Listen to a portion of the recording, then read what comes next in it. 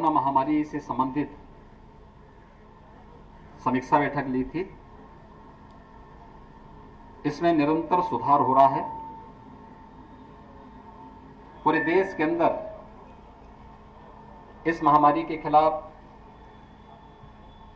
आदरणीय प्रधानमंत्री जी के नेतृत्व में, उनके मार्गदर्शन में जो एक अभियान प्रारंभ हुआ है, उसके अपेक्षित परिणाम प्राप्त भी हो रहे हैं। उत्तर प्रदेश पॉजिटिविटी निरंतर कम हुई है और रिकवरी बढ़ी है। उत्तर प्रदेश की रिकवरी आज 94% से अधिक है और प्रदेश के अंदर पॉजिटिविटी ये 3% के आसपास अभी बनी है। टेस्ट एंड ट्रीट का जो मंत्र फर्स्ट वेव के समय आदरणीय प्रधानमंत्री जी ने देश को दिया था, उत्तर प्रदेश ने उसको अक्षरशः पालन करते हुए टेस्ट की क्षमता को बढ़ाया है। आज उत्तर प्रदेश में हम लोग 3 लाख से लेकर 3.25 लाख तक टेस्ट प्रतिदिन कर रहे हैं। 4,70,00,000 से अधिक टेस्ट हम अब तक संपन्न कर चुके हैं। गोरखपुर मंडल ने भी टेस्ट की क्षमता को अपनी बढ़ाया है। यहां पर भी पॉजिटिविटी रेट काफी कम हुई है और स्टेट लेवल के स्तर पर इनकी रिकवरी रेट भी 93% के आसपास चल रही है। इस संबंध में जो आवश्यक कदम उठाए जाने हैं, इसके बारे में आज इस मंडल के चारों जनपदों से हमने यहां पर बैठक करके उनकी प्रोग्रेस को देखा है। कोविड के साथ साथ कोविड से बचाव के लिए अभी जो कार्यक्रम प्रारंभ हुए हैं, फर्स्ट वेव की तुलना में अगर हम सेकेंड वेव को देखेंगे तो सेकेंड वेव में कुछ हमें अन्य चुनौतियों का सामना करना पड़ रहा है, जैसे पोस्ट कोविड केयर का। हर जनपद को पोस्ट केयर वार्ड हर जनपद में बनाने के लिए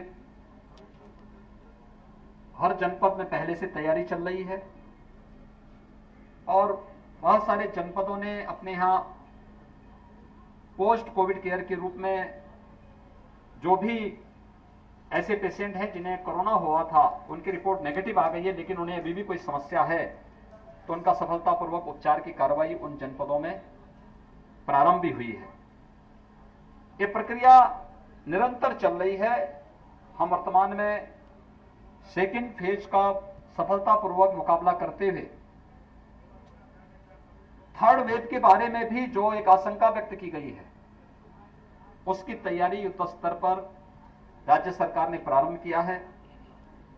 हर मेडिकल कॉलेज में 100 बेड्स का पीकू के निर्माण की कार्रवाई। इसके अलावा जितने भी पीएचसी से जितने भी अन्य जनपद हैं, उसमें जो डिस्ट्रिक्ट हॉस्पिटल है, वहां 25 से 30 बेड्स का पीकू के निर्माण की कार्रवाई के लिए एक अभियान पूरे प्रदेश के अंदर चल रहा है। इंसेफ्लाइटिस की तर्ज पर जो मॉडल हम लोगों ने यहां पर अपनाया था, जिसका परिणाम विगत 3 वर्षों के अंदर गोरखपुर और पूर्वी उत्तर प्रदेश के लोगों ने देखा है। भारत सरकार के सहयोग से हर जनपद में, जिला मुख्यालय पर, डिस्ट्रिक्ट हॉस्पिटल में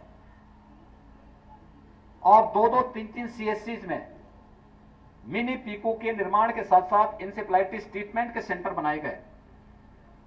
उसी तर्ज पर हम लोगों ने थर्ड वेव का मुकाबला करने के लिए, वो चाहे इंसेफ्लाइटिस का हो और चाहे वह कोविड से जुड़ा हुआ हो, अर्ली एंड एग्रेसिव कैंपेन के रूप में उसको हम लोग आगे बढ़ाने का कार्य कर रहे हैं। और ये अभियान हर एक जनपद में, चाहे वह मैन पावर के रिक्रूटमेंट का हो, उनके प्रशिक्षण का हो, ये सभी कार्यक्रम इसके साथ ही एक साथ प्रारंभ हो रहे हैं।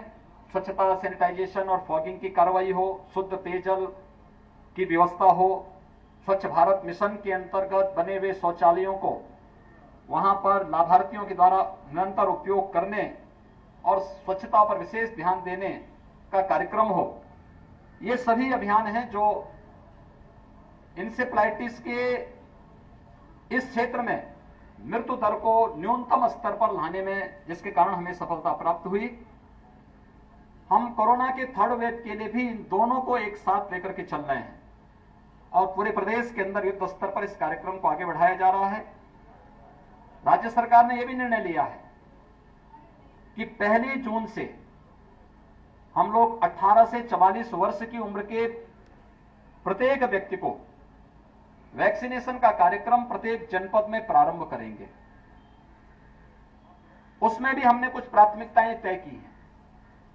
यद्यपि यह कार्यक्रम सफलतापूर्वक आगे चल रहा है, अकेले अब तक गोरखपुर जनपद में ही 18 से 44 वर्ष की उम्र के 75,000 से अधिक युवाओं को वैक्सीन की फर्स्ट डोज दी जा चुकी है। लेकिन 1 जून से बाकी अन्य जनपदों में भी यह कार्यक्रम प्रारंभ होगा और इसके साथ हर जनपद में अभिभावक स्पेशल बूथ के नाम पर 12 वर्ष की उम्र से छोटी उम्र के जितने भी बच्चे हैं उनके अभिभावकों को भी हम क्रमिक रूप से वैक्सीन देने का काम करेंगे। उन बस्तियों को भी चिन्हित किया जा रहा है जहां पर इस प्रकार की बीमारी ज्यादा अटैक कर सकती है। उनको पहले से सुरक्षा कवच देने की कार्रवाई उन सभी जनपदों के साथ जोड़ने का कार्य हो रहा है। फर्स्ट वेव की तुलना में हम देखेंगे सेकेंड वेव में ऑक्सीजन की आपूर्ति बहुत तेज हुई थी, डिमांड बहुत तेज हुई।